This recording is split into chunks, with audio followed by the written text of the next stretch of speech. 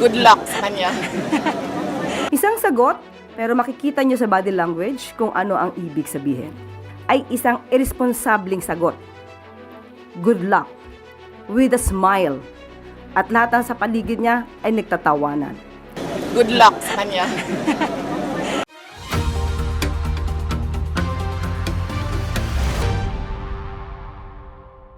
Ma'am, nagpapatuloy po ng crisis ngayon, lalo na sa enerhiya at sa langis, ma'am. Ano po yung dapat hakbang na gagawin pa ng pamahalaan kung maibsan yung nararamdaman ng kahirapan ng ating mga kababayan?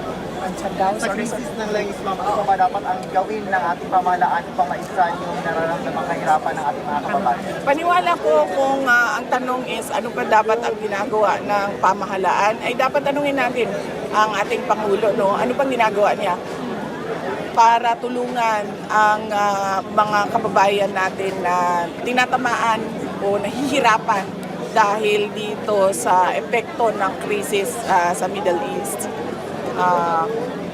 Thank you. Last question. VP, sa latest WR numero survey, you are leading for the presidential Days 2028. Any comment? Alam niyo, sa totoo lang, sinabi ko na dati, no, ako mismo hindi ako nagpapasurvey dahil unang-una mahal yung pagpapasurvey. At pangalawa, itong mga survey na ito, hindi natin alam kung totoo ba talaga yung kanyang data, kung ano yung nakikita dyan sa iba't ibang komunidad natin sa buong bansa. Pero, sabi ko nga, lagi, nagpapasalamat ako at kami sa tanggapan ng pangalawang Pangulo sa patuloy na suporta at pagtitiwala ng ating mga kababayan sa aming kakayahan para magbigay ng makatotohanan na serbisyo. Thank you. Libreng sakay daw po ma'am, magpapatuloy pa po ba daw amidst the oil crisis na ito ang nasinati karon ma'am? Ang tanggapan ng pangalawang Pangulo ay merong proyekto na libreng sakay, no, para sa lahat. At ito ay isang proyekto na sinimulan namin noong 2022 dahil nakita namin na kailangan talaga ng tulong ng ating mga kababayan in terms of savings sa daily expenses nila. At ito ay tutuloy, lalo na ngayong merong krisis at merong sobra at bigla ang pagtaas ng presyo ng mga produkto. VP, update na lang dun sa 2028 elections. May ano ka na ba, initial list sa 12 senatorial slate mo or possible mas marami pa sa 12? Wala. Wala pa akong senators. Merong mga nagpahayag na interesado sila na magsama kami kung sakaling ako ay tumakbo at sila din ay tatakbo. Pero kung sasabihin mo na meron na talagang listahan at meron na talagang usapan, walang ganoon para sa senators list sa elections sa 2020. VP, can you name them po, yung nag-present na? Hindi ko sila papangalanan kasi unang-una, matindi at mainit ang politika ngayon, no? Lahat ng lumalapit, nakadikit, kaibigan ko ay hinaharas, hinatreten, pinakailan ng kaso, inaatake. So hindi ko sila papangalanan. Unang-una dahil dyan. Pangalawa, dahil kaming lahat ay presumptive candidates pa lang. Dahil wala pa namang filing ng candidacy. So hindi natin alam kung matutuloy ba talaga yung pagtakbo nila or hindi.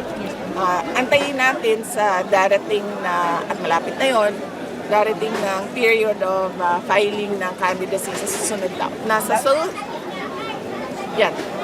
Sa susunod na taon. Last na lang, VP, kailan ang right time na i-declare mo yung vice president mo? Running mate yung right time, kailan?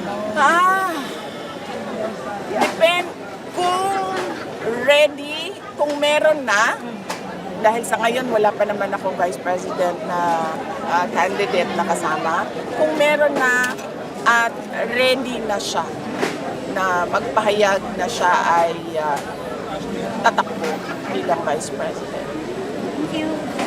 VP, sa tingin mo po, papababa pa ang presyo ng petrol?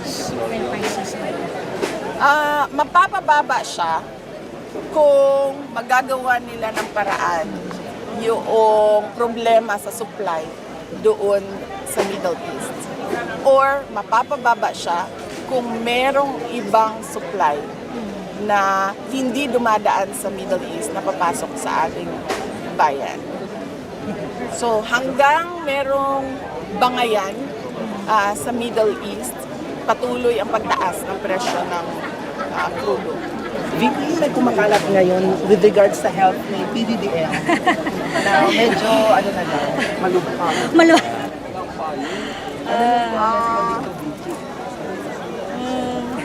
Good luck sa kanya. Thank you. Yusek, yung kahapon po kasi, may mga posts sa online na about na yung pag-attend ni Pangulong Ferdinand Marcos sa Bataan, produkto daw po ng AI at last year pa daw po yun. Ano pong masasabi ng palasyo? Alam naman ng mainstream media ang katotohanan. So tayo, yung mga matitino na taga-mainstream media, yung mga matitino na nasa social media, kayo na po ang magpatunay kung ang nakikita nila na ginagampanan na event o pinupuntahan ng Pangulo na event ay AI lamang o totoo. So kayo po ang maaaring makatulong din sa amin dahil on the part of the government, ginagampanan lamang po ng Pangulo ang kanyang obligasyon para sa taong bayan at para sa bayang ito. Kung mayroong mga naninira, alam naman natin kung saang parte ito nanggagaling. At suportahan natin mismo ang gobyerno at labanan natin ang fake news.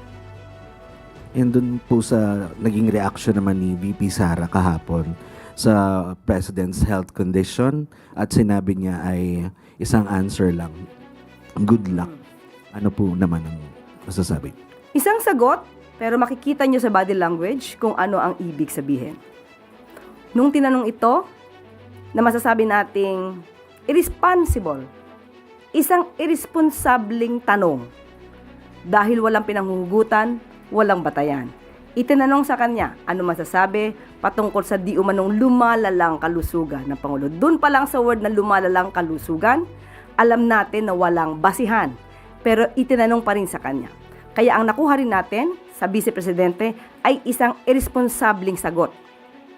Good luck. With a smile. At lahat sa paligid niya ay nagtatawanan. Bilang isang Pilipino, hindi natin gawi ang mangutya, pagtawanan, ang sinumang may sakit. Lalong-lalo na kung ito'y ginagawa lamang. Ginagawang sakit para masira ang Pangulo. Ang sabi nga nila, an idle mind is the playground. Or rather, an idle mind is devil's playground. So makikita natin, tumawa, is that a last laugh mentality or mockery of misery? Hindi ba dapat ang isang tao kapag may sakit, mas binibigyan natin ng atensyon at binibigyan natin ng dasal para mas maging maigi ang kalusugan? Hindi mo tatawanan at parang ikaw pa ay sarcastic sa iyong mga kasagutan.